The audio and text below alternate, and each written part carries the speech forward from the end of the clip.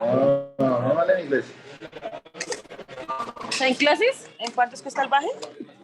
72. Por eso en clases Sí, jugando cartas. por eso es que sale la cagada. 60-81, ¿eh? ¿Qué botola? Nada para pegar.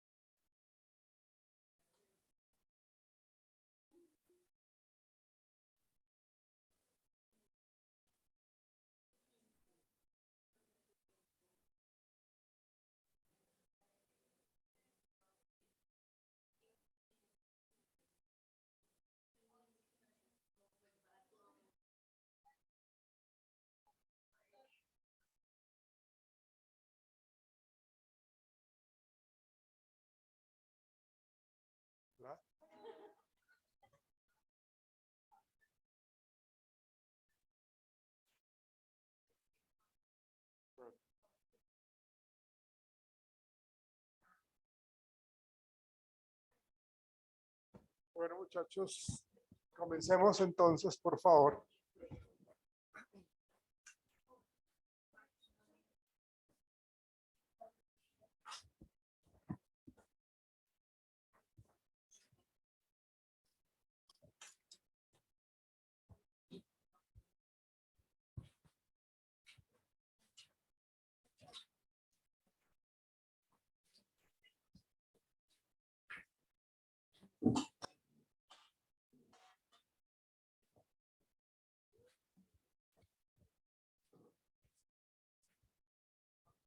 Bueno, entonces, vamos a ver una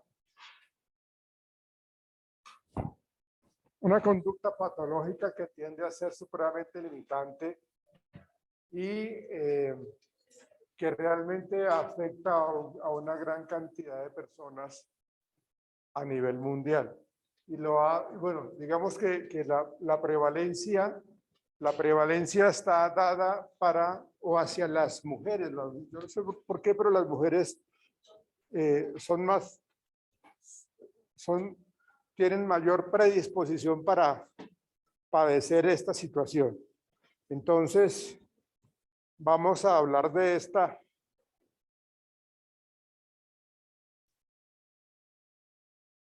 patología.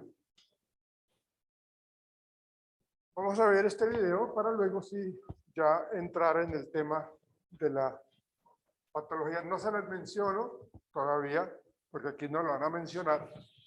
Y luego ya miraremos unas diapositivas al respecto de la misma.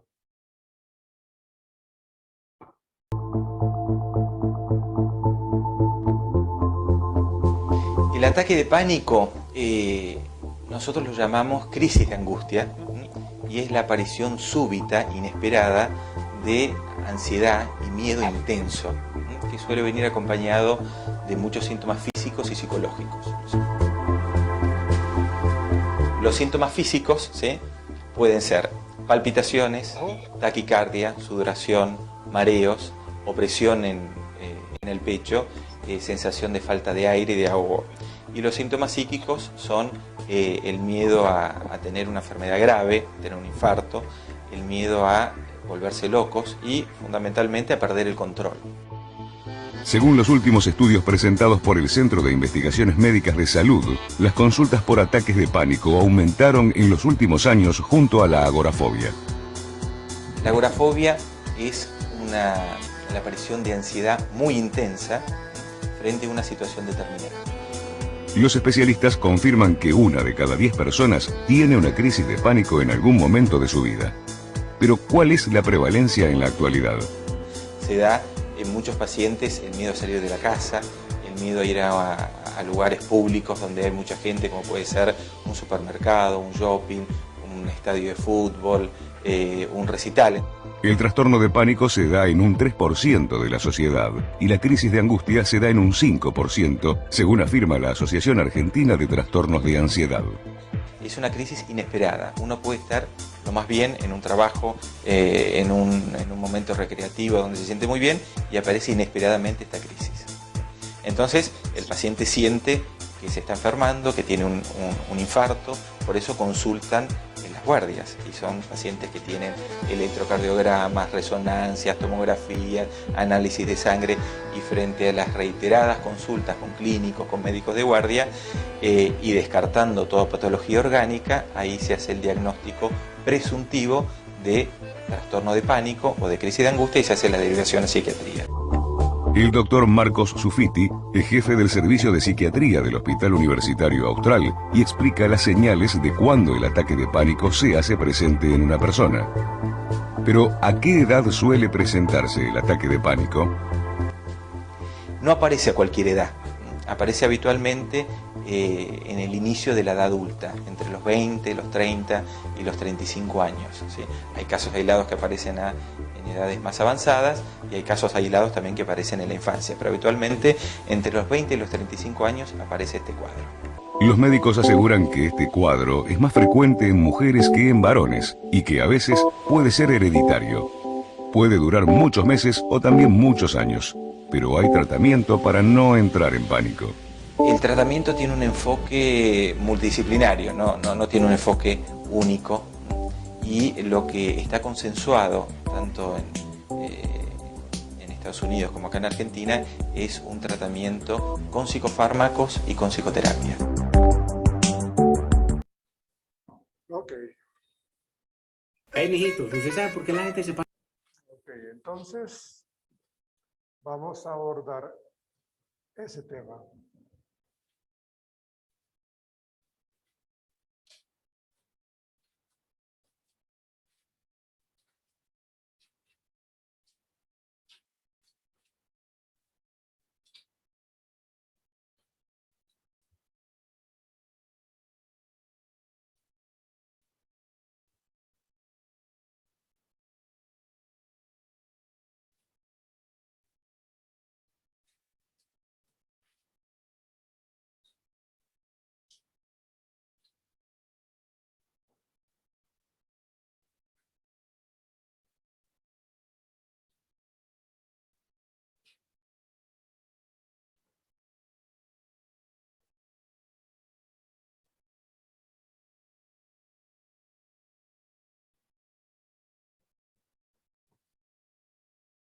Bueno, nosotros sabemos de que el miedo, la ansiedad, en cierta manera a nosotros nos ayuda a sobrevivir, digamos que es como necesaria para nuestra supervivencia. Cuando hablamos nosotros del miedo, la ansiedad, es una respuesta normal que tenemos nosotros, una respuesta totalmente adaptativa, ¿sí? El problema es que cuando pasan las líneas de lo normal y se empieza a convertir en algo anormal, pues entonces ya es algo supremamente limitante, porque es que tenemos un miedo excesivo y muchas veces irracional, ojo con esto, muchas veces irracional,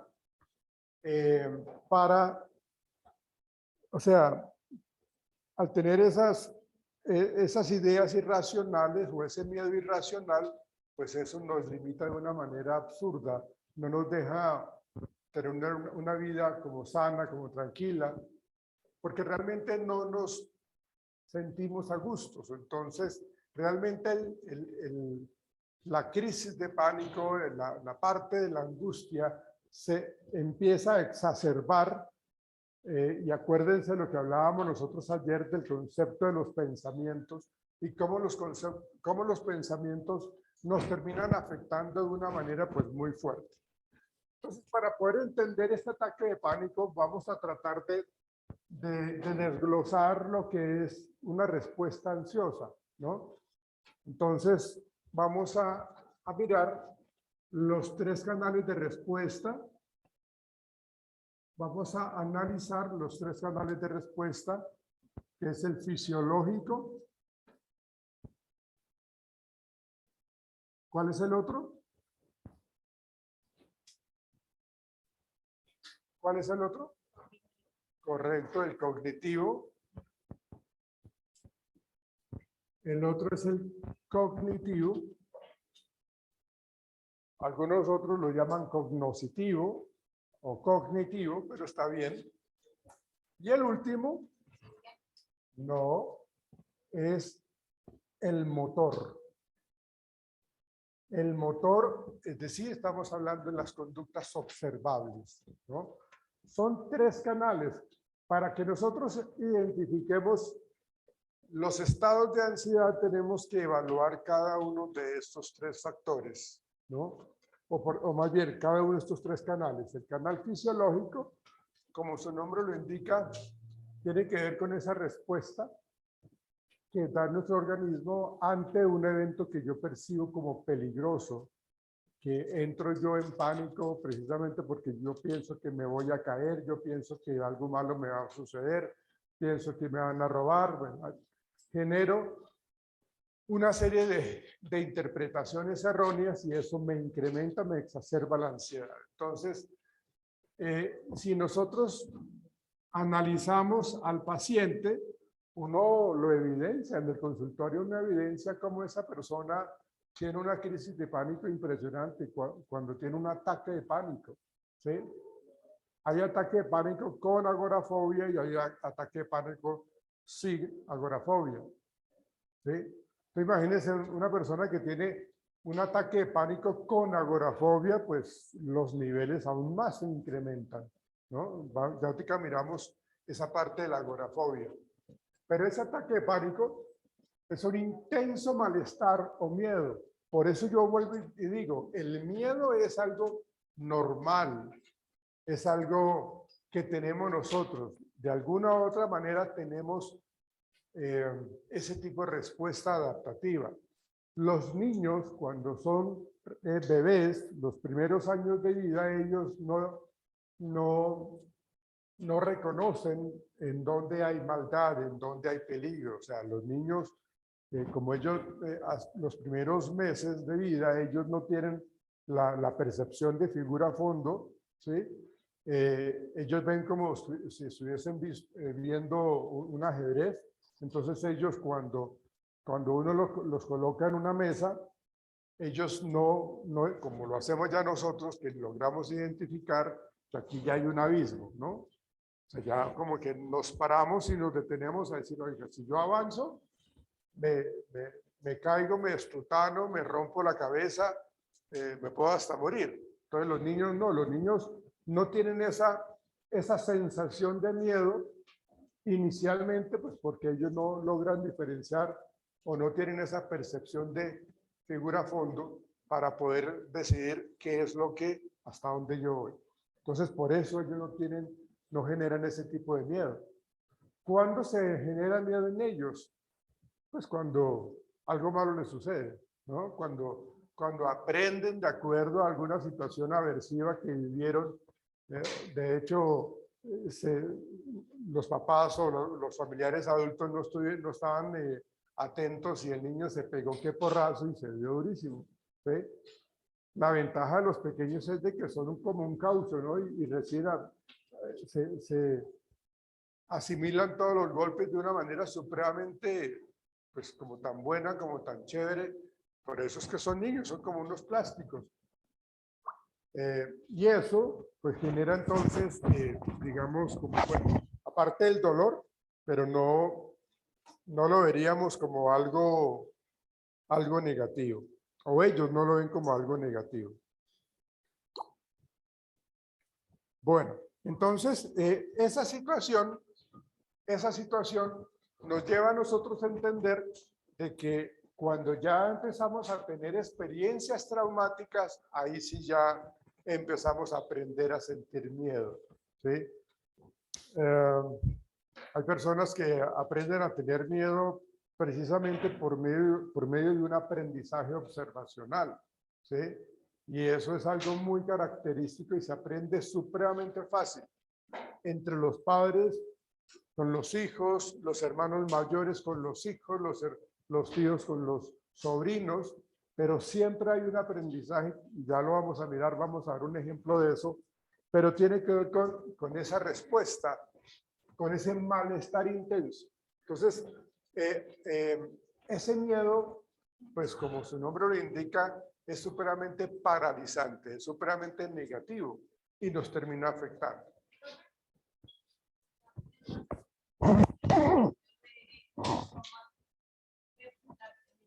Puede llegar a tener, digamos, puede terminar teniendo crisis de pánico si no lo sabe manejar, porque cuando uno tiene estrés postraumático, pues es evidente que hubo un evento negativo y que pues yo tengo que adaptarme a esa situación, ¿no?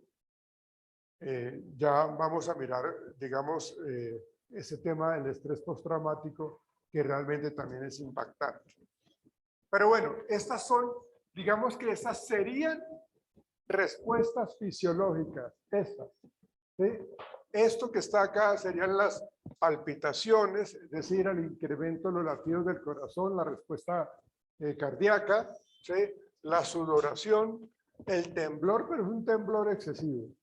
Un temblor que se le escucha como la quijada, el mentón le suena de una manera impresionante. Sensación de sofoco o de ahogo, por eso empiezan como quieren quitar la ropa, como que ya no soportan absolutamente nada y quieren salir corriendo.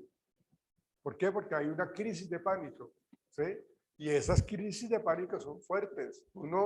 Yo he tenido pacientes que han tenido en el consultorio esas crisis de pánico, o de pronto están ellos en su vida cotidiana y me llaman y me dicen, estoy entrando en una crisis de pánico. Entonces, lógicamente, uno tiene que haberles ya enseñado una serie de estrategias para poder que ellos, sin necesidad que se vayan a urgencias, porque el manejo que pueden tener ellos, como lo decían en el video, tiene que ver con pues, farmacología, pero se puede generar con un proceso terapéutico. Y la corriente cognitivo-conductual es la mejor para este tipo de cosas.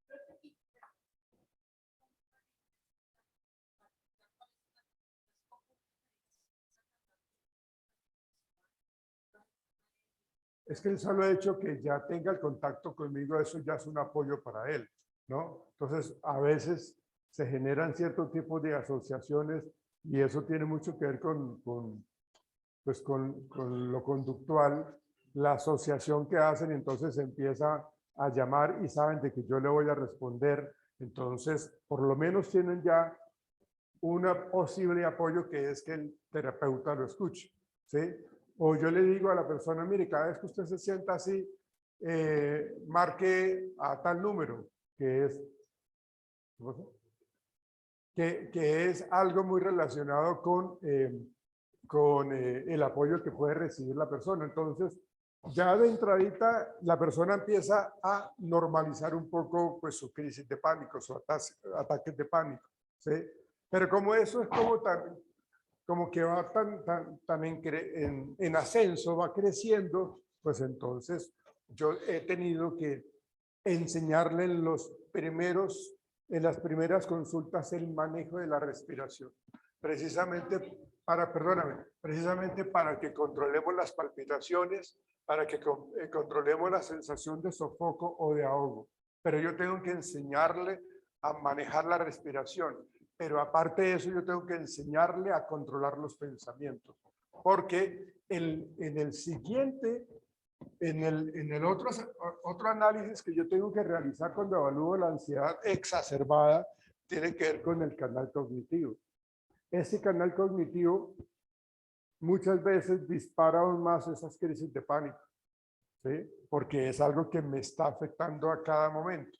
Entonces realmente yo tengo que identificar los pensamientos, hacer reestructuración cognitiva, hacer detención del pensamiento, generar procesos de refuerzo con respecto a los cambios que pueda tener el paciente. Dime.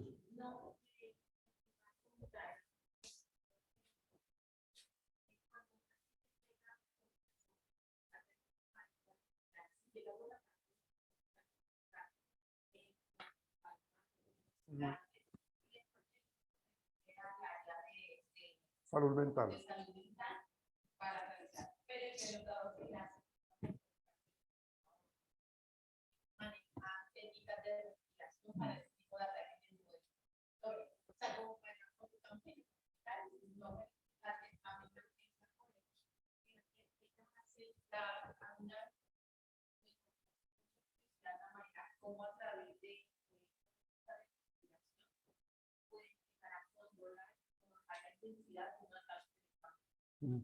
¿Qué es lo que hace, digamos, que la persona de pronto pierda el control?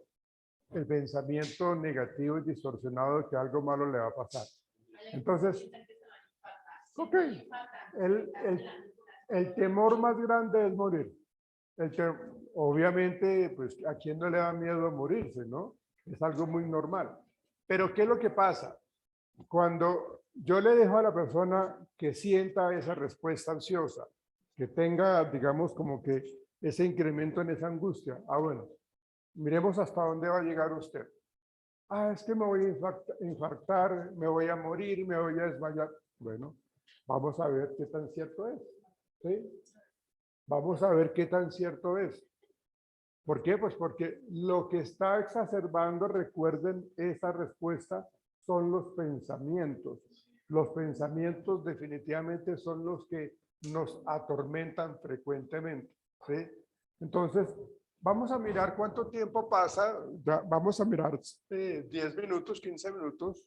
Usted dice que se va a infartar. Obviamente yo lo voy a regular, yo lo voy a estar chequeando, ¿sí? Con todo lo que tiene que ver con la respiración y el latido del corazón, y bueno, lo estoy chequeando. De pronto le pido a una enfermera que esté al lado mío, si estamos en el consultorio, vamos a mirar qué tan cierto es eso. ¿Sí? Descríbame todo lo que usted está sintiendo. ¿Sí? No, es que siento que ya se me va a salir el corazón, siento que me voy a desmayar. Bueno, ok. Dígame cuáles son los pensamientos que la acompañan. Pues ahí me lo ha estado diciendo, porque siento que me voy a desmayar, esa es una forma de pensar, o ese es un pensamiento. ¿Sí? Y yo le llevo el tiempo. Bueno, ya llevamos 7 minutos y a usted no le ha pasado nada. ¿Sí? Ya llevamos 10 minutos y aquí usted sigue hablando, sigue expresando. Ya pasamos 20 minutos y mira, aquí estamos. ¿Sí? Entonces yo quiero que usted empiece a regular su respiración.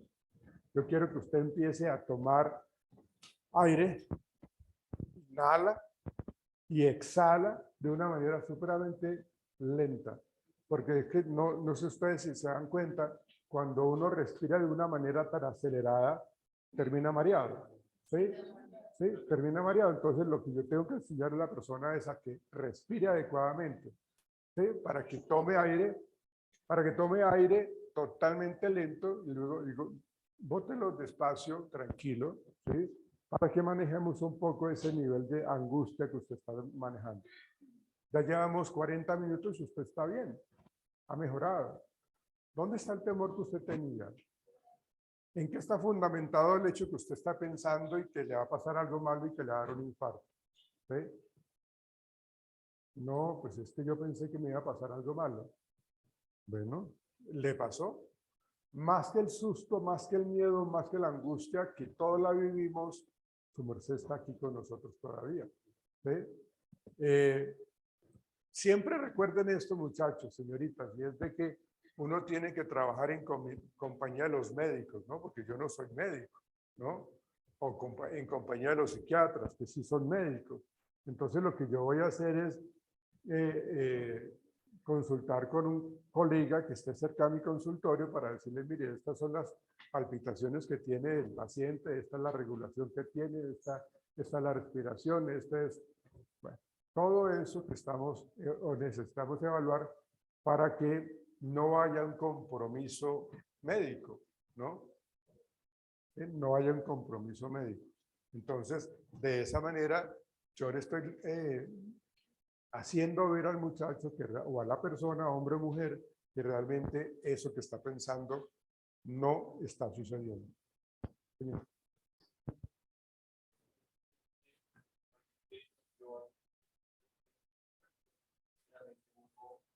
Señor, ¿una época qué? Ah, ok.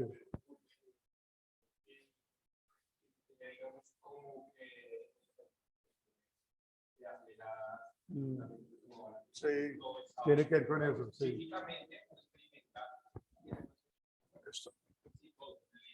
Ajá.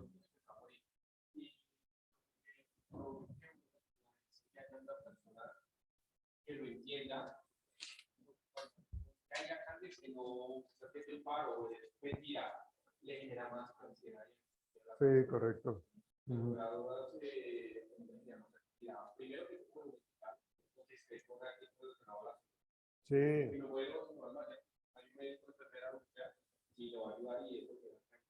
Aunque bueno, no necesariamente tengo que estar con una persona que tenga conocimiento en salud. ¿Ves? Por lo menos lo que yo debo tener al lado es una persona que no me genere más miedo, ¿no? ¿Sí?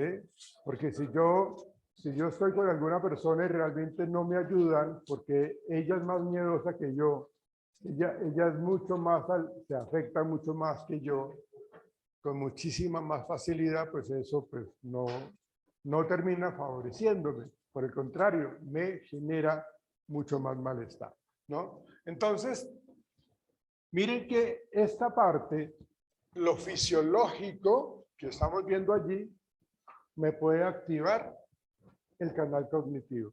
O sea, me lo puede activar de una manera irracional. O lo cognitivo, con los pensamientos irracionales, me pueden activar también lo fisiológico. Entonces es como una alimentación en doble vía, en donde lo fisiológico afecta a lo cognitivo y lo cognitivo genera lo fisiológico. Prestemos atención, muchachos, por favor. Hoy están como disruptivos. ¿Será porque hoy es viernes y no estamos en la casa? Porque es que me distraen, por favor, porque los veo que están como... Entonces, cualquiera de las dos me termina afectando a mí, ¿no? Lo fisiológico o lo cognitivo. Lo cognitivo, pues está acompañado con toda esa cantidad de pensamientos irracionales. ¿Ustedes conocen algunos pensamientos irracionales? Pues, dígame cuáles conocen. No. No, eso es fantasear, eso es fantasear. Y qué rico, a mí me encantaría volar, pero no con un viajecito, no ese tipo de viajes, aclaro yo. Ok, ¿y ese pensamiento cuál sería? Como de persecución. No, mire, los pensamientos distorsionados tienen nombres, niña. Los pensamientos distorsionados tienen su nombre y por eso tenemos que identificarlos. Entonces, hay uno que se llama el filtraje. Como su nombre lo indica, el ejemplo es fácilmente un embudo o un cono en donde yo recibo información tanto positiva como negativa en un momento determinado. ¿Sí? Recibo, o sea, mi esquema de pensamiento, mi proceso cognitivo es recibir información buena o mala. ¿Ok?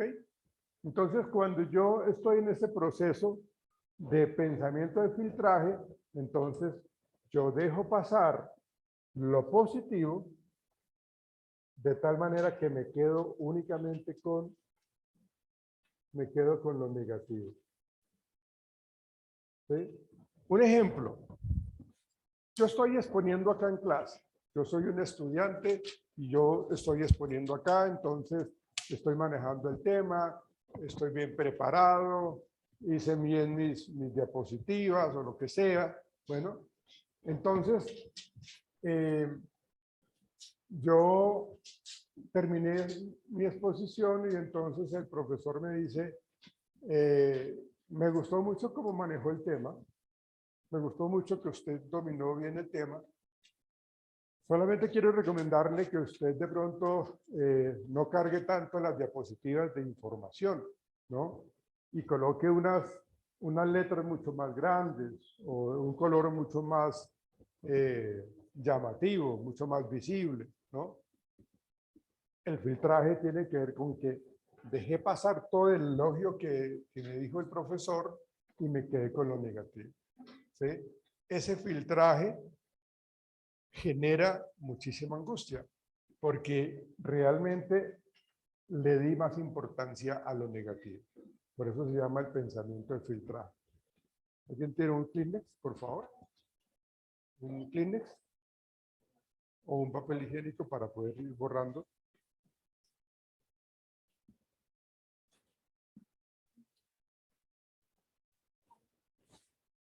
Sí, ahí está. Gracias.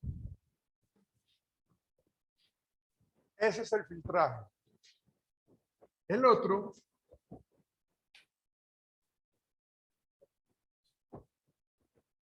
hay otro que se llama visión catastrófica.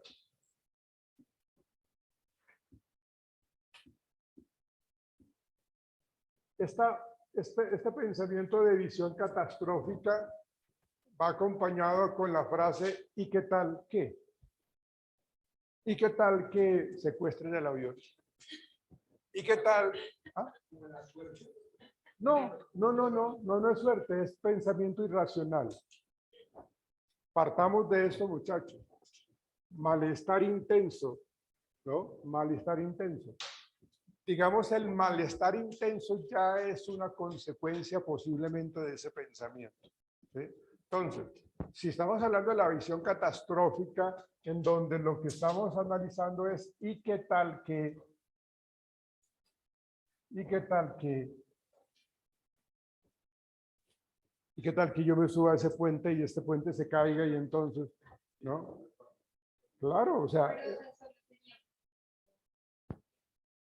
cuando yo hablo de pensamientos distorsionados, irracionales, también podría mencionarse como negativos, ¿no? Pero no porque a mí no me gusta pensar de que me va a morir, ¿no? No, porque eso sí ya es azar. Eso sí ya es suerte, ¿no? Eso, no, no, qué bueno que yo piense. No, claro. Si yo me la paso pensando, ¿y qué tal que yo me gane el baloto esta noche? Ah, por ejemplo, entonces ahí sí yo diría, mejor no me lo gano, ¿no? Porque ya con tanta plata, entonces es un peligro. Entonces, ¿y qué tal que acompaña eso? ¿Por qué? Porque tengo una visión catastrófica. ¿Qué tal que el avión explote en el aire? ¿Qué tal que lo secuestren? ¿Qué tal que, bueno, que le dé un infarto al piloto? Bueno, sé tantas cosas. Pero, ¿y qué tal que? ¿No? Visión catastrófica. Hay otro pensamiento de sobregeneralización. Sobregeneralización. ¿Qué creen ustedes que quiera decir ese pensamiento? No, esa es maximización. No, sobregeneralización. A partir de un evento sencillo, yo considero que va a pasar algo más complicado, ¿sí? Entonces, yo salgo de mi casa muy juicioso, me vengo para acá, para la universidad, y entonces yo estoy ahí esperando que pase mi transporte, y entonces llega un carro y aquí hay un charco y me pega que la vara, ¿sí? Me pega que la vara. Entonces, yo sobregeneralizo de que si así nomás es el día, la mañana, ¿cómo será el resto del día? ¿No? ¿Cómo será el resto del día? Yo mejor como que me vuelvo para la casa porque mejor no salgo porque, pues, imagínense, ¿no? Sobregeneralizo por un evento en particular de que desde adelante todo va a ser caótico, todo va a ser catastrófico también, ¿no? ¿Sí? Sobregeneralización. ¿Sí es claro el sobregeneralización? De un evento sencillo de pronto sin importancia. ¿Sí? ¿Cómo fue el ejemplo que tú dijiste? Pero ¿cómo fue que tú lo dijiste? ¿Así lo dijiste? Porque ese es el de maximizar, ¿no? Cuando exageramos, ¿sí? Lo que hacemos nosotros es, pues, como maximizar de que esto va a ocurrir. Y en este caso, pues, no es la idea cuando hablamos de la sobregeneralización.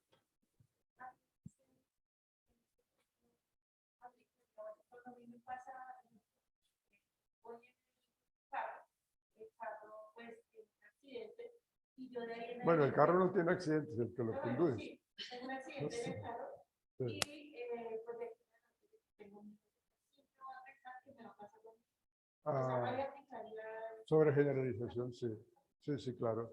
Yo mejor ya no, queda uno con ese ya, temor. no, yo no vuelvo a coger el carro, ¿no? O sea, por un evento en particular de que hoy me estrellé, entonces decir que mañana me voy a estrellar, pasado mañana, entonces yo vendo el carro. O manéjelo su merced porque yo no se lo regalo. ¿No lo quieres? Sí, ok. Bueno, ahora miremos otro que se llama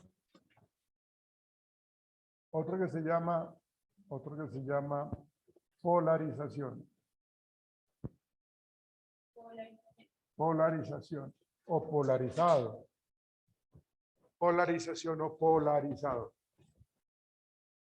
Fácil de entender ese también, ¿no? Polarizado por los opuestos, ¿no? O todo o nada, o siempre o nunca, o todos o nadie, ¿no? Me voy a los extremos, polarizado. El pensamiento distorsionado de polarización quiere decir de que yo veo siempre en blanco y en negro. ¿Sí? Entonces yo veo siempre en blanco y en negro. Entonces, uno hace un continuo acá de los análisis. Cuando yo me siento con el paciente, le digo, bueno, vamos a mirar a ver qué tan cierto eso que usted dice. Entonces, vamos a mirar cuando usted piensa las cosas, cómo las está pensando, o en blanco o en negro. Entonces yo le explico que el pensamiento polarización es el todo o nada. ¿Sí? Todo me sale mal. ¿Sí? Yo nunca hago las cosas bien. Bueno, miremos a ver qué tan cierto es eso. Hábleme de eventos satisfactorios que usted haya tenido en la última semana. ¿Sí? A veces las personas son tan negativas, son tan pesimistas que saben que existen, pero los tienen totalmente ocultos con los pensamientos o con las evidencias negativas. Los momentos, digamos, de desastre, ¿no?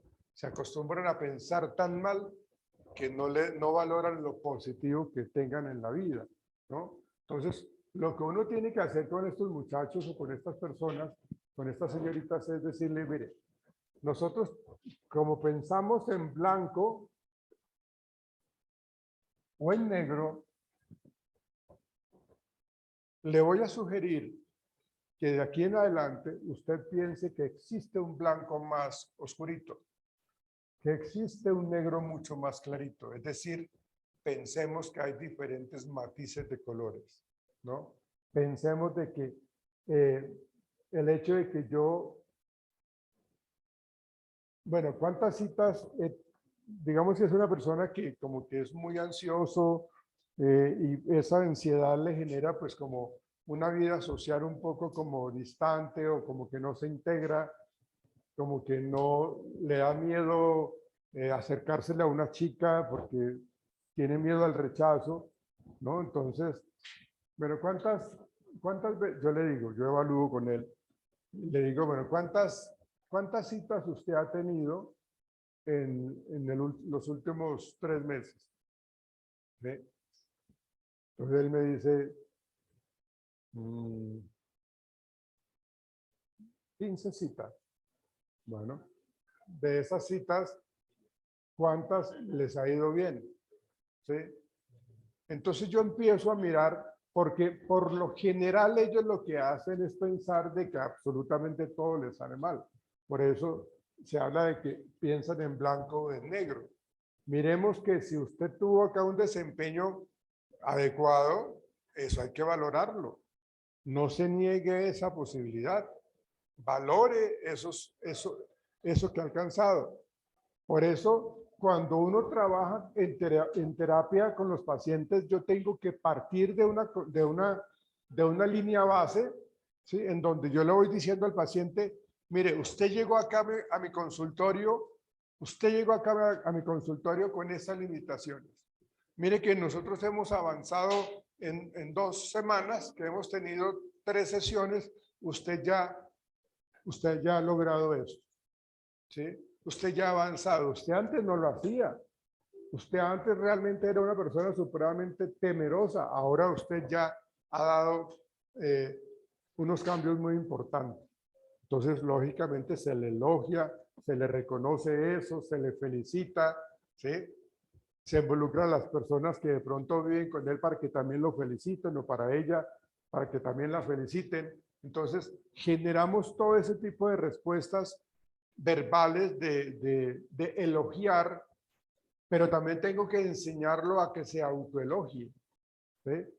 Porque si la persona está sola en ese momento y no hay nadie que lo elogie, ¿sí? Pues yo tengo que enseñarlo a que se autoelogie, ¿sí? Y el autoelogio es algo que uno puede cargar cuando uno quiera. El autoelogio es algo que no me cuesta, que no me vale, o sea, chévere, ¿no? Pero el autoelogio también hay que saberlo utilizar, porque cuando utilizamos el elogio o el autoelogio de una manera muy constante, pues el elogio pierde sentido, ¿sí? Pierde valor en última. Entonces, hay que enseñar a las personas que se sepan elogiar, que vayan incrementando en su nivel de autoexigencia, en que avancen un paso más, ¿sí? Entonces, yo voy generando ese tipo de respuestas en él. Entonces, ese es el polarizado. Que le enseñemos a pensar que hay diferentes matices de color. Bueno, ¿qué otro hay? Hay como unos 18 pensamientos distorsionados que uno tiene. Ok. Hay uno que se llama la interpretación del pensamiento.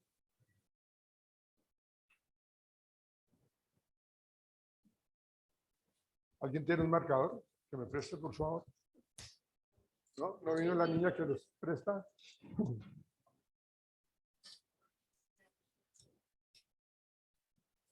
Hace vino la niña, pero ¿se fue la niña? Pero era escuchado.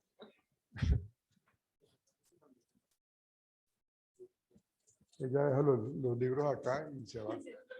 Ella cree que los... Ah, de él, sí, es él.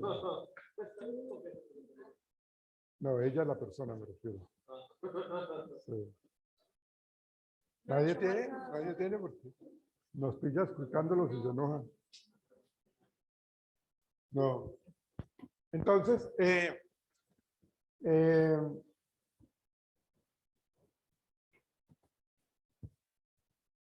la interpretación del pensamiento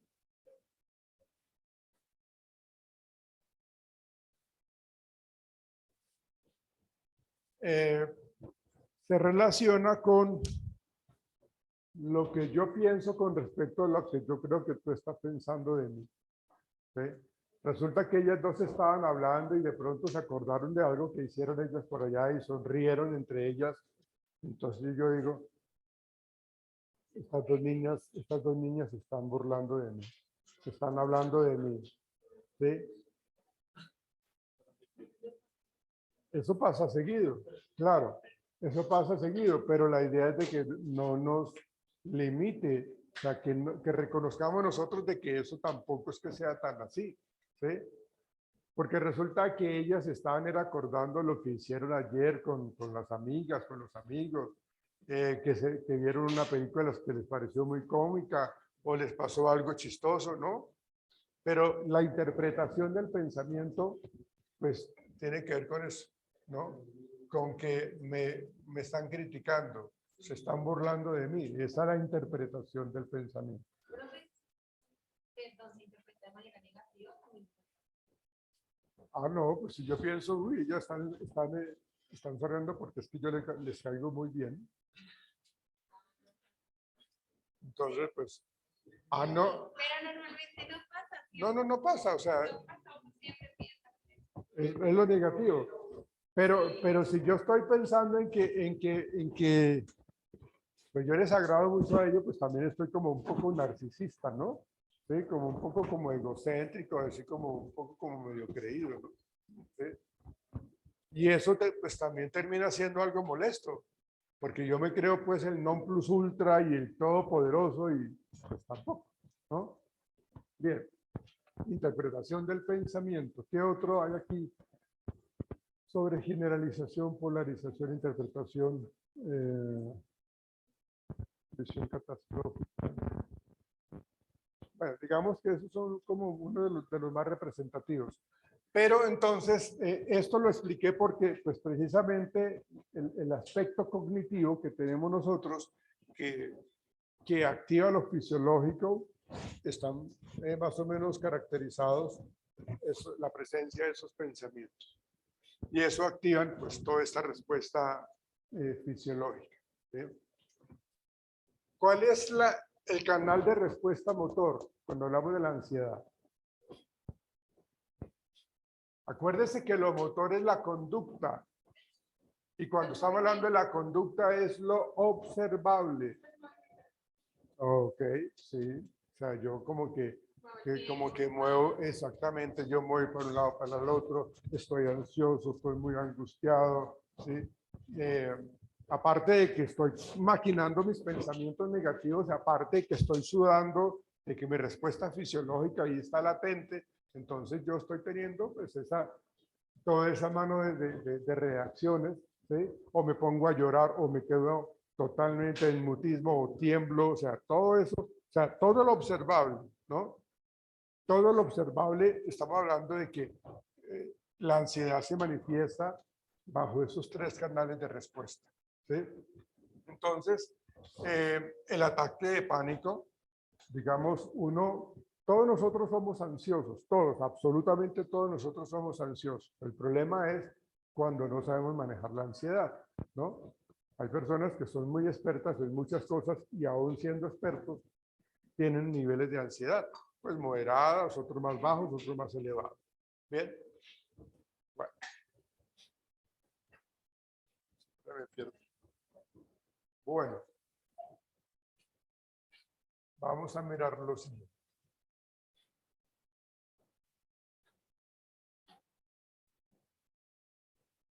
Bueno, entonces aquí hay más respuestas fisiológicas, el dolor torácico, la náusea o el dolor abdominal, las parestesias. Díganme qué es parestesia. ¿Una qué? Miren ustedes, busquen qué es parestesia, por favor. ¿Qué es una parestesia?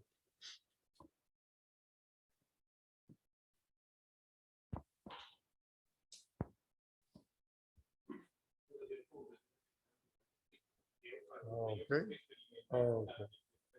Ok, es ese hormigueo que siente la persona allí, como esa sensación de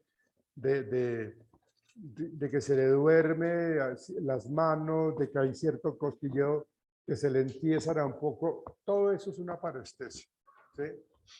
El vértigo, escalofríos o sentimientos de desrealización y despersonalización, ¿sí? El miedo a perder el control, a volverse loco, miedo a morir. O sea, el miedo, cuando uno tiene miedo a perder la cordura, eso es tenaz, ¿sí? Porque estoy como muy atento a cómo es mi comportamiento. Entonces eso me hace ser supremamente cuidadoso en cómo actúo, qué hago, qué debo decir, qué no debo decir, cómo debo hablar, para que no me vean, no parezca yo como demente, como medio loco, ¿sí? Entonces, realmente lo que tengo que hacer es eso, generar, pues como todo ese tipo de comportamiento para evitar volverme loco. Todo eso tiene que ver con el ataque de pánico. Todo eso es el ataque de pánico. Pero para poder entender esto, en el ataque de pánico tenemos que ver las respuestas fisiológicas, cognitivas y motoras cuando hablamos de el canal de respuestas de la ansiedad. Eso es una situación bastante repetitiva, es muy frecuente y realmente se puede generar y se puede exacerbar por situaciones muy sencillas, muy básicas, por miedo a que algo malo me va a suceder. Pero todo está en la mente, absolutamente todo. Porque yo, pues así como hablábamos ahorita, maximizo.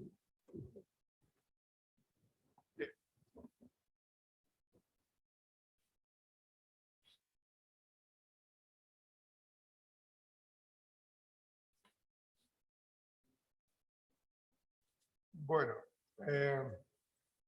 acá lo que nos dice a nosotros es de que pues, se presenta más frecuentemente, hay gran diferencia de género. En las mujeres es mucho más repetitivo estas crisis, estos ataques de pánico. ¿Sí? ¿Por qué creen ustedes que las mujeres son mucho más dadas a que se les presente esto?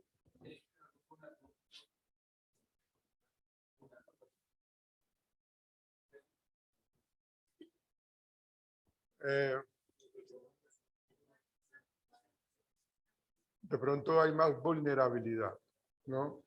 Los conceptos de vulnerabilidad son mucho más ligados a algunas mujeres. No es la generalidad, porque yo conozco muchas mujeres que son muy echadas para adelante, que no son nada temerosas y son muy lanzadas y hacen cosas intrépidas, ¿no? Hacen cosas que uno no se imagina. Pero por lo general, siempre se ha vendido, aunque eso ha cambiado muchísimo, siempre se ha vendido la idea de que la mujer, en cierta manera, tiende a ser un poco más dependiente. Dependiente emocionalmente, dependiente para muchas cosas. Entonces, el enfrentarse a situaciones novedosas, nuevas, y considerar de que no son capaces, pueden pues, llevar a cabo a esas crisis de pánico. ¿Sí? La edad de inicio es después de los 30 años. Ahí en el video hablaban de que una etapa más joven, de un adulto joven que es de 20 años. ¿Por qué creen ustedes que a partir de los 20 años de pronto se pueda generar ese tipo de ataques de pánico? ¿Por qué creen ustedes? Después de los 20 años. Díganme ustedes, ¿por qué creen, por qué hay esa creencia en general? En general. Bueno. Sí, ok. Ok. Sí. De todo lo que hay que dar para poder Sí, correcto. Todo eso que ustedes acaban de decir tiene mucho que ver en eso.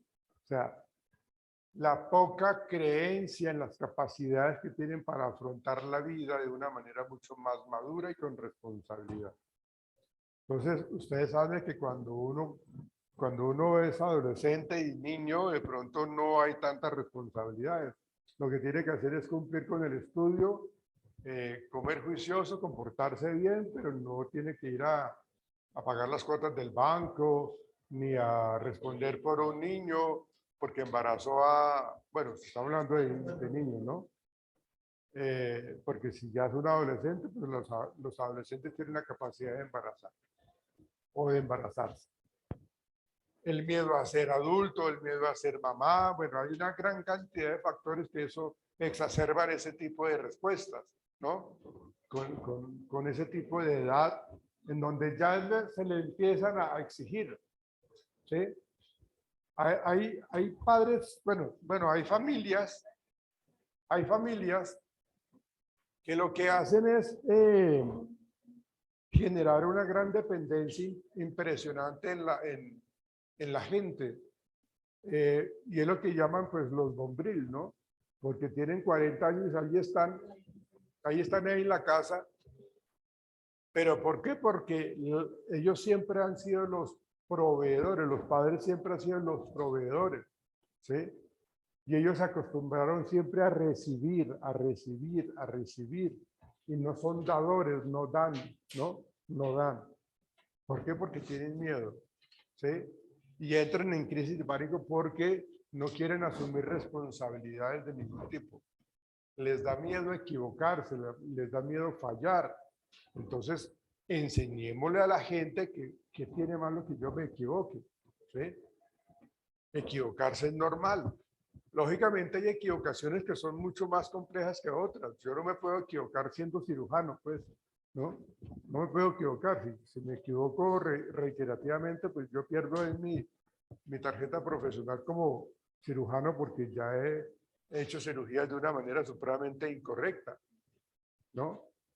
Pero la idea es que realmente pensemos en que si yo pienso que me estoy equivocando y volvemos al tipo de pensamiento polarizado, ¿cuántas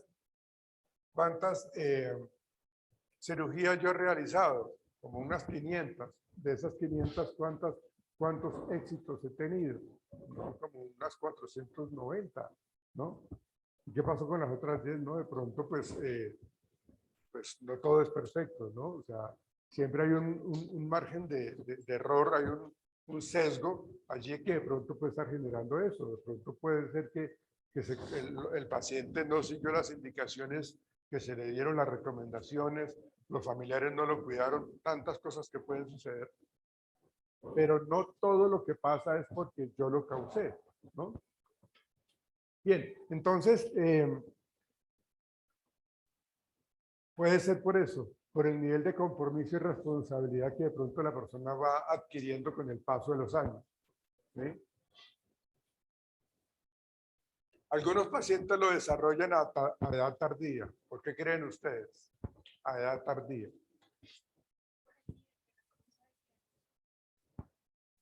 No. Bueno, sí, sí, no, sí, no.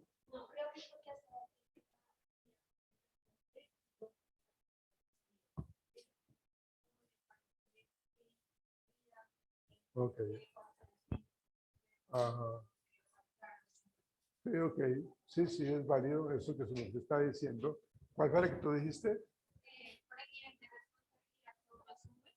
Sí, también.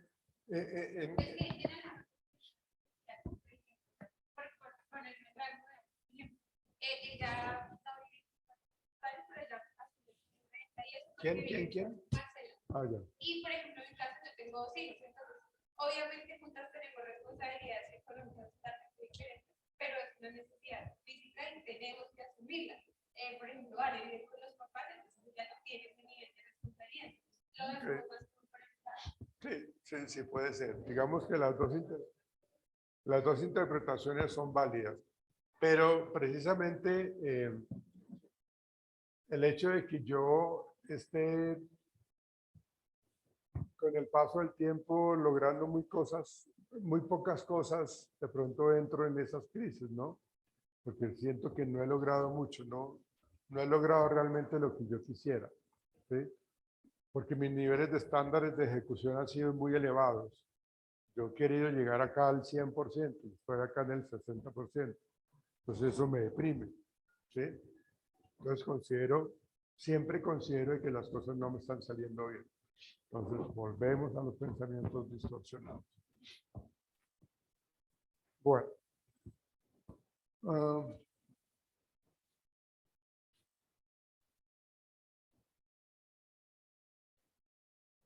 Pues esa es la prevalencia, ¿no? La agorafobia, lo que estábamos viendo anteriormente es los ataques o las crisis de pánico. Por lo general, eso van acompañados de la agorafobia, ¿no? Y la agorafobia es ese miedo también supremamente fuerte, supremamente intenso, a permanecer en un sitio donde hay mucha gente, hay una gran multitud, ¿sí? La agorafobia está también asociada a las multitudes y a los espacios abiertos, ¿no? Y cuando yo no tengo la posibilidad de escapar, o sea, cuando normalmente el agorafóbico lo que hace es siempre cuando llega a una reunión se queda en la puerta, ¿no? No entra más allá. o se hace al lado donde haya una salida adicional, una salida de emergencia. Yo busco la salida. ¿Por qué? Pues porque necesito tener seguridad de que cualquier cosa que suceda, porque como mis pensamientos son de que algo malo va a sucederme, entonces lo que yo voy a hacer es entonces hacerme aquí al lado de la ventana, ¿sí? O al lado de la puerta, para tratar de tener control de la situación. Me voy a escapar o voy a salir, ¿no?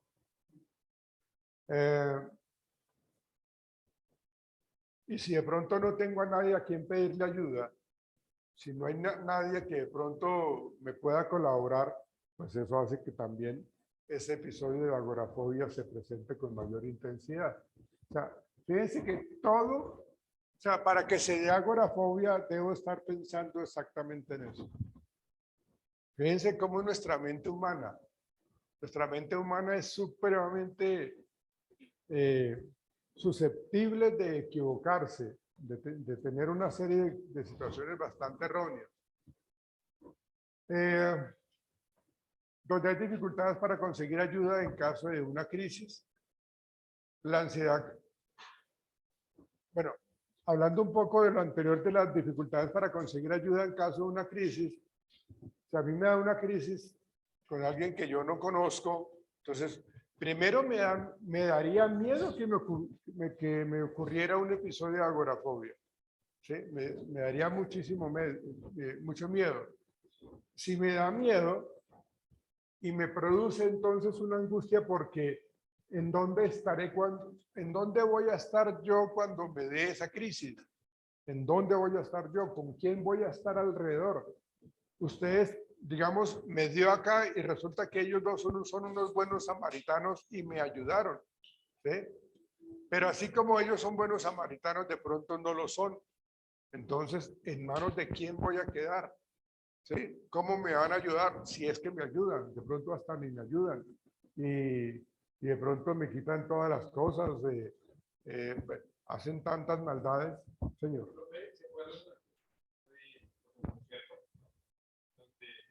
Abierto. Sí. Está, por ejemplo,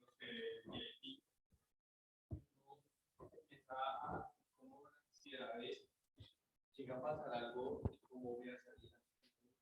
Sí, claro. Eso es una. Pero en ese caso, pues sí, la persona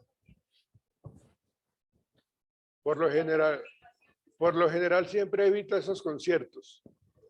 Por lo general evita esos tumultos, ¿no? O sea, te invito a un concierto de Michael Jackson. Bueno, cuando estaba vivo, pues. ¿Sí? Estaba vivo, pues. Un tipo, una estrella del pop como él, era él, pues eso era llenísimo, ¿sí?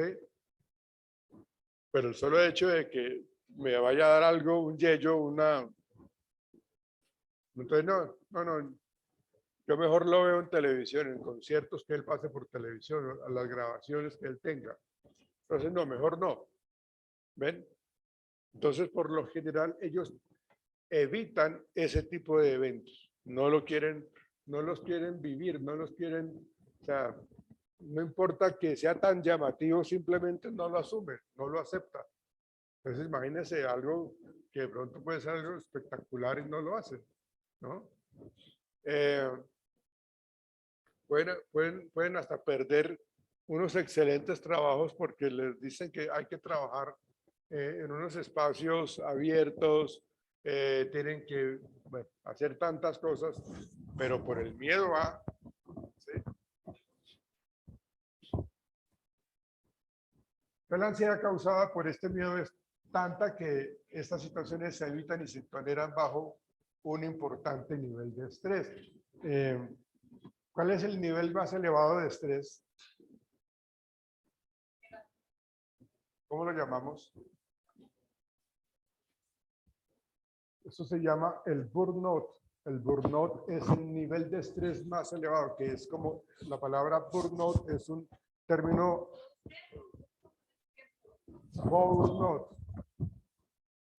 Es quemarse en inglés. ¿Sí? Entonces, ¿en lo laboral? No.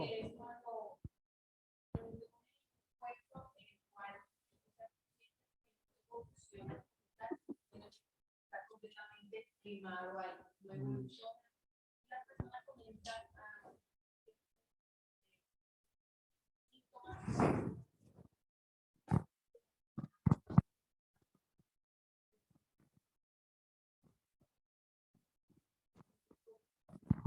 Digamos, se asocia más al contexto laboral, pero el burnout se presenta también en un contexto social, ¿sí?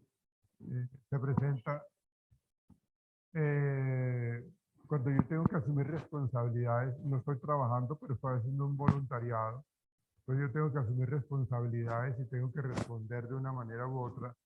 Entonces, porque uno lo que tiene siempre el temor es a que lo critiquen, a que lo cuestionen, a que lo señalen, a que mire que tal cosa, ¿no? Entonces uno entra como en esos, como en esos niveles de estrés. Seile, él plantea el síndrome de adaptación general cuando hablamos del burnout, en donde uno tiene como unas fases del estrés en donde uno llega a un sitio, hablando de lo laboral, uno llega a un sitio y el nivel de exigencia ya es supremamente alto, ¿no? Entonces, pero como uno es joven y uno es nuevo en el trabajo, uno dice, no, yo lo puedo hacer, ¿sí? Yo soy capaz de hacerlo, yo soy una persona resistente, yo tengo estrategias, ¿sí? Y entonces yo empiezo a utilizar esas estrategias. Y resulta que esas estrategias no me funcionan, no me están ayudando. Lo que tú decías, yo hago y no me va bien. Hago por acá y tampoco me va bien. Hago por acá y tampoco me va bien. Entonces entro en un estado de desesperanza, ¿sí? ¿Por qué? Pues porque todo lo que yo he intentado no me ha funcionado. Yo antes empecé con ese nivel de energía, con esa fortaleza, con ese dinamismo, pero ya llevo 6 meses o 8 meses y no veo que avance, ¿sí? Entonces, cuando yo ya pasé esos niveles, ¿sí? Entro en esa fase de desesperanza, de agotamiento, y entonces ya entro en crisis. Ya entro en crisis y como que me estoy quemando, que es lo que llaman la muerte en las defensas. La muerte en las defensas es de que, ¿yo para qué hago las vainas? ¿No? Muerte en las defensas. Muerte en las defensas es de que ya no voy a actuar, ya no voy a hacer nada más, ya no quiero, ya no me voy a esforzar. ¿Sí? Y si para mí es importante que me elogien mis logros, entonces imagínense que si no lo logro, pues voy a sentirme mucho más mal. Digamos, digamos que eso es un enfoque más organizacional, sí, pero el burnout se presenta en los diferentes espacios. Uy. Ay, no, pues adóptelo. Sí, no.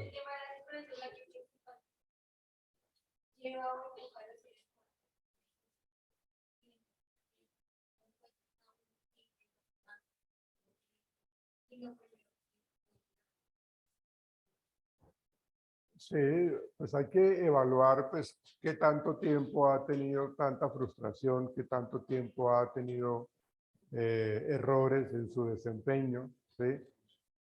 Cómo es su red de apoyo, con quién cuenta, qué tanto él se está autoevaluando, qué tanto lo están evaluando. Hay que mirar muchas cosas.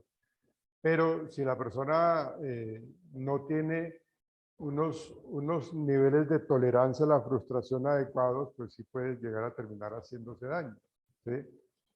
Pero hay que mirar los niveles de arousal. El arousal es el nivel de excitación, ¿no?, que tienen las personas para soportar un poco el fracaso, ¿sí? O tengo un bajo nivel de tolerancia a la frustración o tengo un alto nivel de tolerancia a la frustración.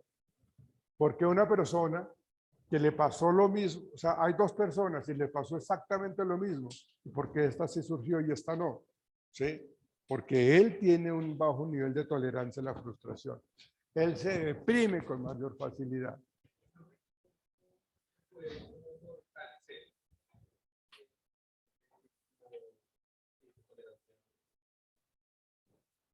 Pero yo pienso que lo que primero que hay que hacer es como primero normalizar al paciente. Segundo, colocarle metas a corto plazo y que sean fáciles de cumplir para él. Y ir aumentándole complejidad en ese tipo de ganancias. Hay muchas cosas para poder generar en él credibilidad, porque por lo general lo que hacen ellos es que a partir de las frustraciones que han tenido, de las malas decisiones que han tenido, pues no creen en ellos, ¿no? Y hay que decirle, bueno, el que se haya equivocado usted no quiere decir de que usted sea lo peor, no quiere decir de que usted sea la persona más productiva, la persona menos productiva del mundo, ¿no? Entonces tenemos que hacer eso, reestructurar. Luego lo miramos. No menciono todavía como ese tipo de estrategias de terapias, porque pues vienen otros casos, vienen otras patologías que se manejan muchísimo con lo que les voy a decir después, ¿no? Por eso no se las menciono todavía.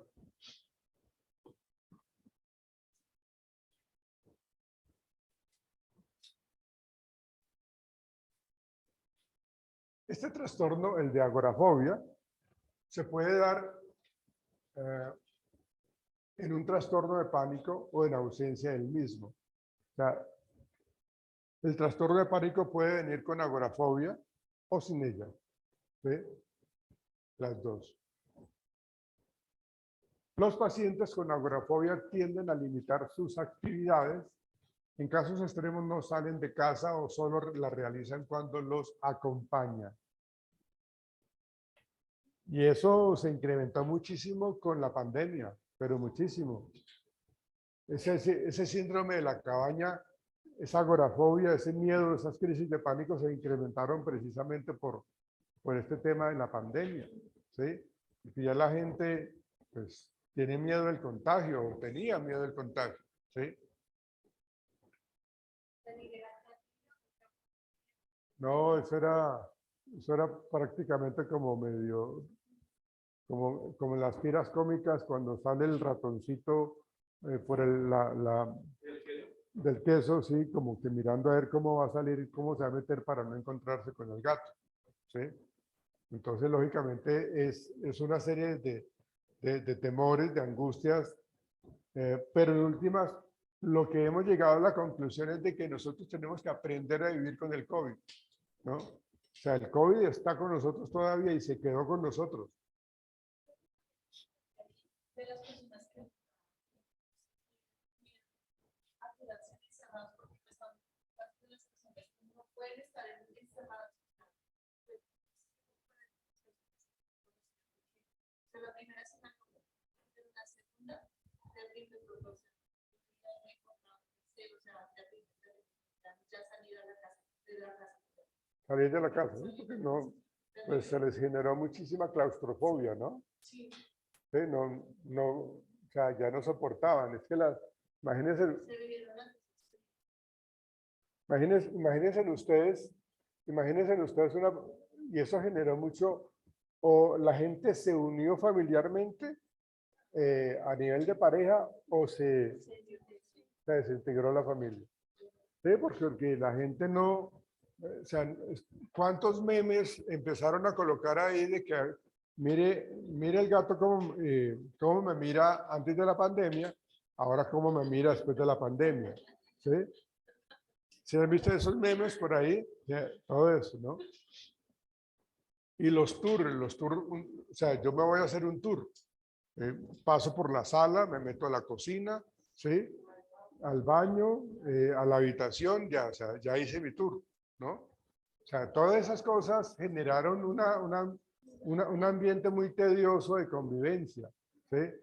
Porque todos los días, pero eso también tuvo sus cosas positivas, ¿no? Como hacían, digamos, las personas que eran adictos al juego, a la ludopatía, que eran adictos al alcohol, ¿sí? O sea, serían muy descarados tener que ir a comprar al Éxito, a donde sea, un palo de cerveza para tenerlo, o 2, 3, o 3, 4, 5 palos de cerveza para no tener que salir.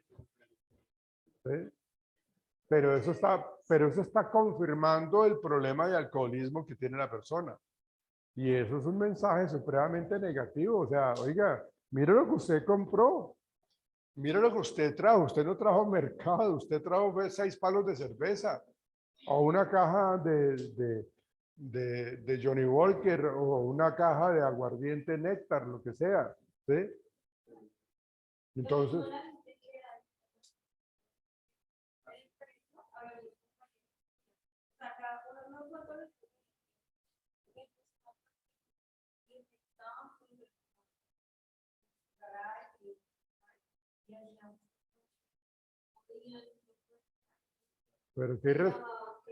pero qué irresponsabilidad, ¿no?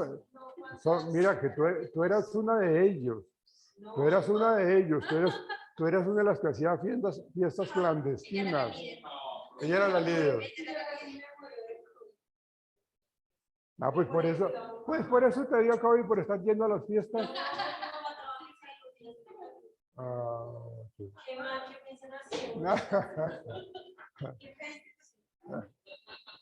¿Ven? Entonces,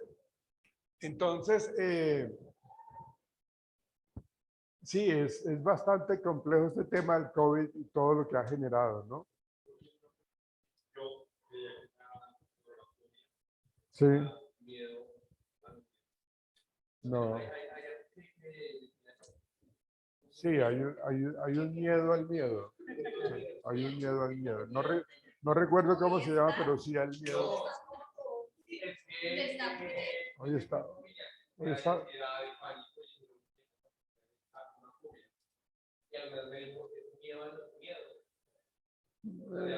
Miedo de los miedos que ella ya tenía.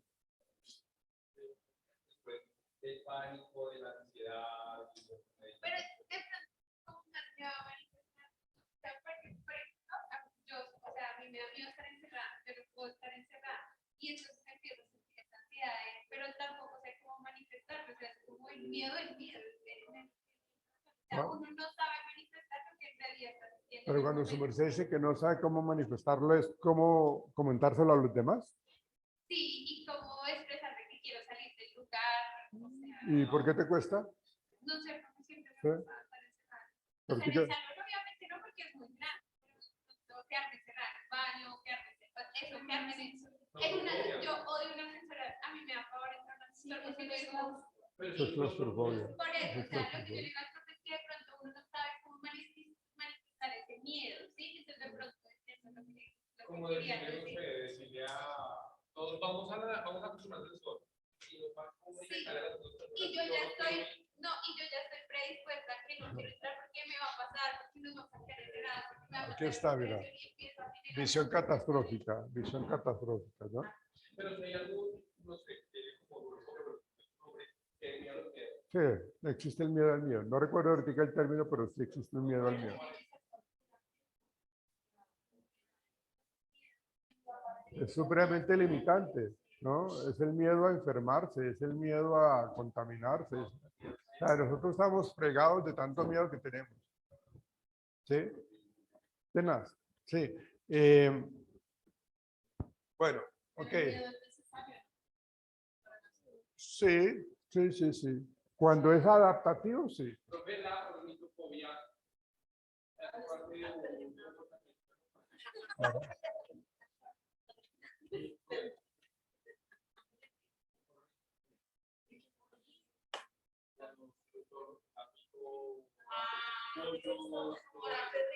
pero por una experiencia, a los 10 años, una que va a traer corriendo, una gallina.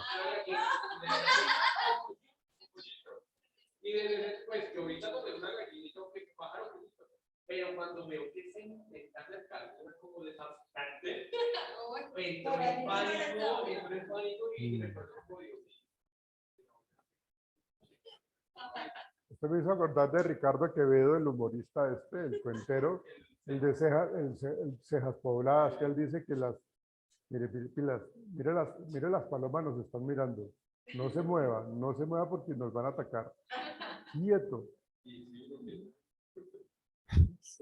Ese Ricardo Quevedo es un cuento,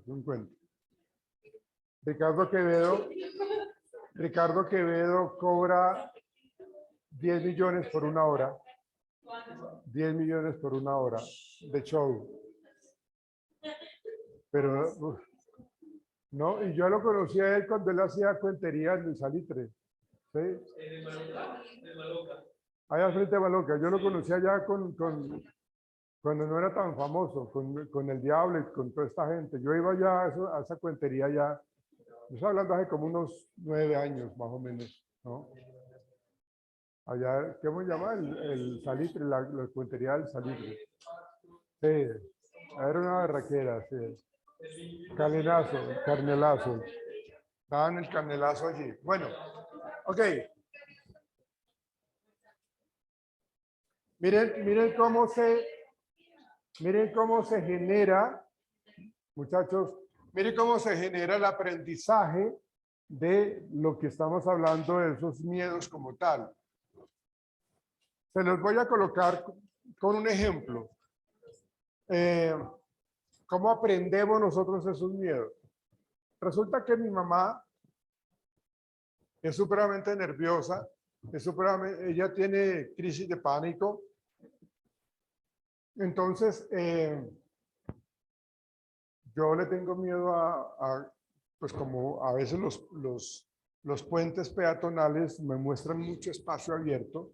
Entonces yo le tengo miedo a que algo malo pase cuando yo esté atravesando un puente peatonal. Eso pensaba mi mamá, ¿sí? Entonces estoy hablando de mi mamá. Entonces, cuando yo soy pequeñito, cuando yo tengo 4 años, entonces, ¿qué hace mi mamá? Mi mamá me coge la mano, ¿sí? Entonces, la mano de mi mamá está sudando. Entonces, mi sudoración es una respuesta fisiológica, ¿no? Y entonces yo le transmito eso al niño, ¿sí? Entonces, aparte de que me suda la mano, por cogerte la mano a ti, ¿sí? Aparte de que me suda la mano, yo empiezo a apretarla porque es una manera para responder a mi estado de ansiedad. Yo aprieto la mano, ¿sí? Y entonces yo, aparte de que tengo ya esa sudoración, aparte de que estoy apretando la mano, o sea, yo soy mi mamá, entonces me lleva a mí, entonces yo tengo todo ese tipo de comportamiento y empiezo a verbalizar de una manera, pues, que de pronto me escucha mi hijo, entonces, y qué tal que algo malo nos pase, y qué tal que pase una persona corriendo y nos empuje y caigamos y nos atropelle un carro, nos aplaste un carro. O sea, me hago un rollo de película, pero impresionante, ¿sí? Entonces, el niño que va conmigo va aprendiendo todo eso. O sea, todo ese proceso de aprendizaje del miedo se lo estoy enseñando yo a mi hijo, ¿sí?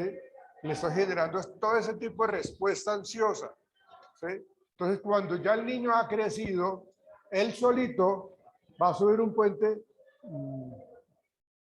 entonces ya empiezo yo a generar ese tipo de respuesta ansiosa.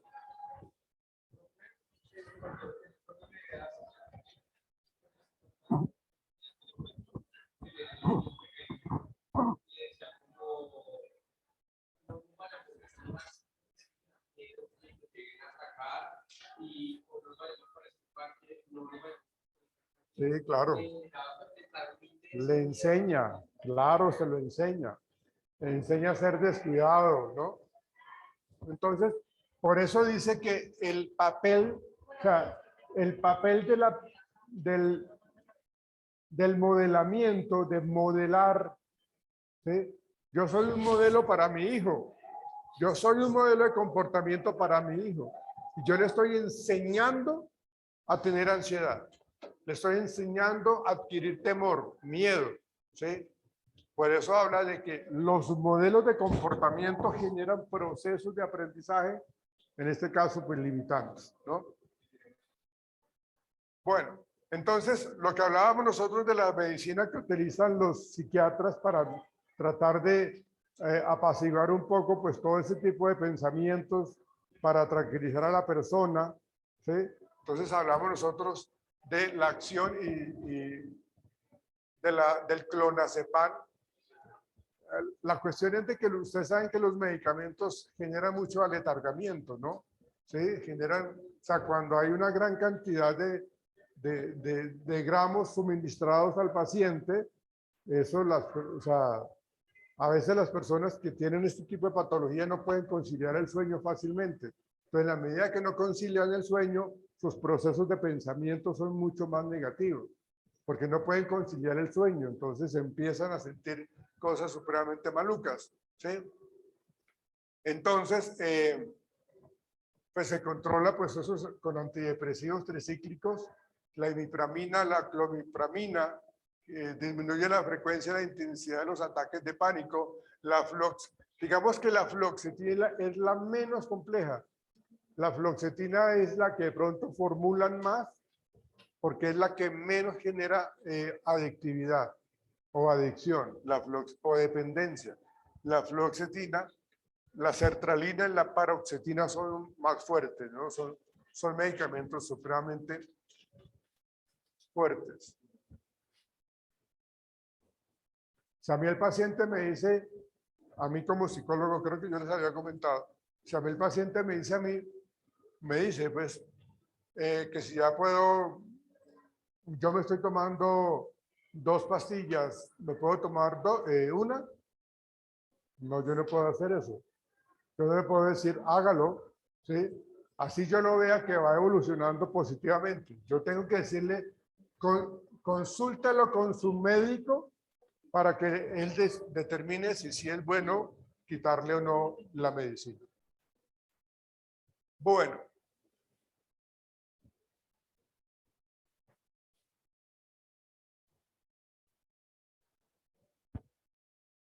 En la psicoterapia, por eso les decía que la terapia cognitivo-conductual usada en la combinación con la automedicación es particularmente eficaz para el tratamiento del trastorno. Es una terapia supremamente rápida, es una terapia supremamente efectiva y que ayuda a que la persona sea mucho más funcional. La cognitivo-conductual tiene hay muchas dentro del proceso terapéutico cognitivo-conductual, hay muchas. Ya las miraremos. Lo que hablábamos nosotros del ejercicio de relajación como análisis del proceso de pensamiento distorsionado, ¿sí?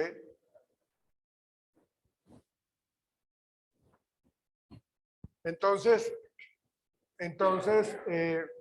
también dentro de todo ese proceso vamos a generar detención del pensamiento y la reestructuración cognitiva. Aquí ya lo vamos a ver. Eso lo vamos a manejar también. Lo que pasa es que no lo quiero pues tocar todavía, pues porque hay otros casos que a lo último son muy similares y se trabajan todos con cognitivo conductual. Bien.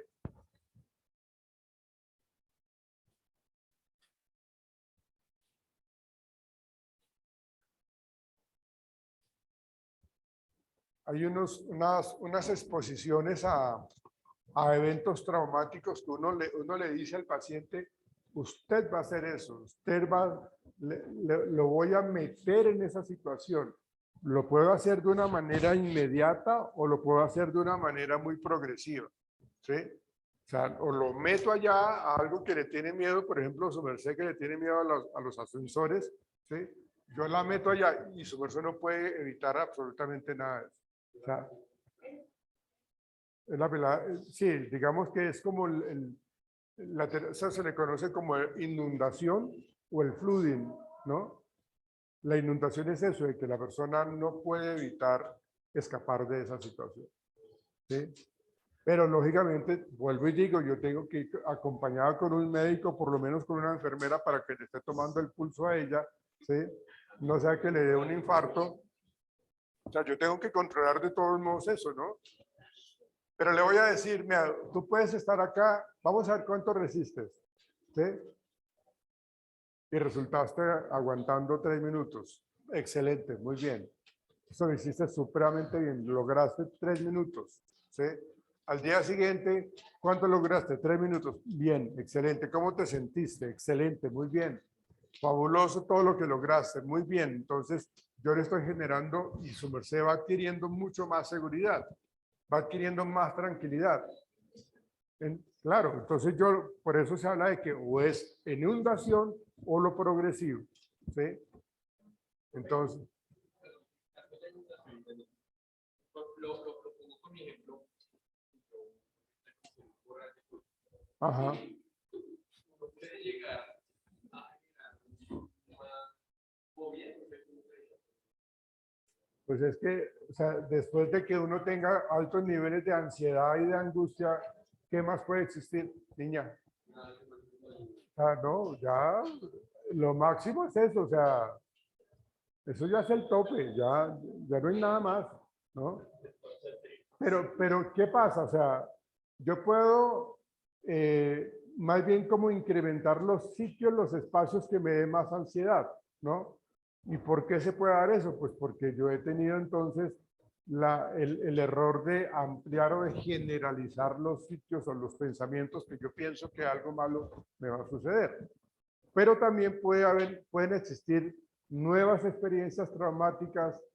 No, yo soy un bulto de sal, la verdad. Yo creo que tiene que bañarse con las 7 hierbas dulces, las 7 hierbas, ¿sí? Dulces y amargas o dulces, yo no sé cómo llaman eso. Bueno, entonces, exposición a las situaciones que generan ansiedad para extinguir la respuesta ansiosa y disminuir la evitación fóbica. Eso lo vamos a mirar después.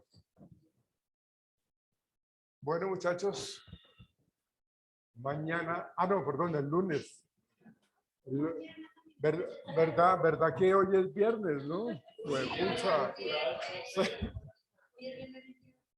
Sí. No, váyanse juiciosos para la casita.